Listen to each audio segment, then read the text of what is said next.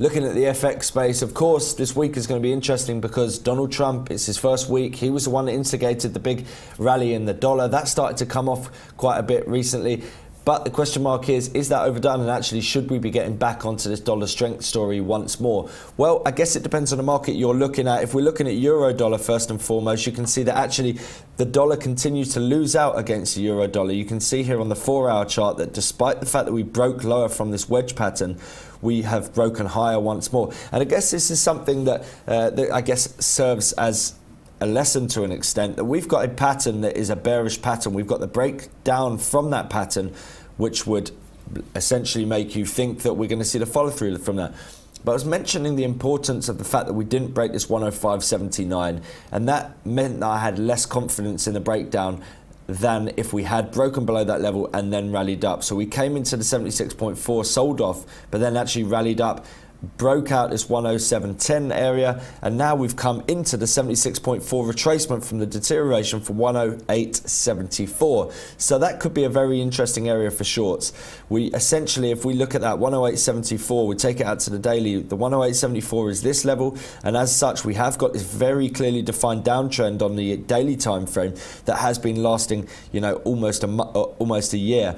And as such, yes, we're seeing gains. But look at what's happening. We're coming into the 76.4 up here, highly extended on the stochastic. Are we going to sell off once more? I certainly wouldn't necessarily rule it out. So there is a good chance of that happening. But the thing to remember is the weekly time frame, we've got this big range and we are coming up from the bottom end of that. So if we did on the daily time frame take out that 108.74, then all of a sudden it starts to look like we're going to head back towards the top end of this major range. So it have very bullish implications.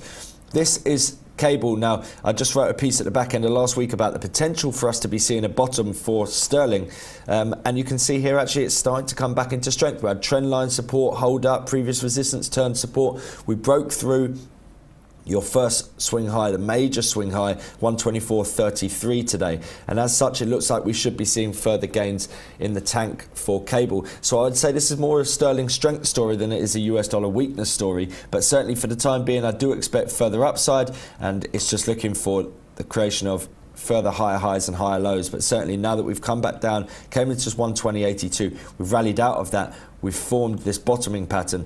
Your next major resistance level is 127.90, but this is looking like a very interesting area where we could see further gains for cable. Now finally, I wanted to touch on what was last week's trade of the week, and it didn't necessarily work out. We had a couple of issues, namely because we had Trump come out with a tweet saying that he thought that the US dollar was overvalued. But what we have seen is very interesting, because we've seen this very deep retracement, and now we're seeing this potential triple top formation.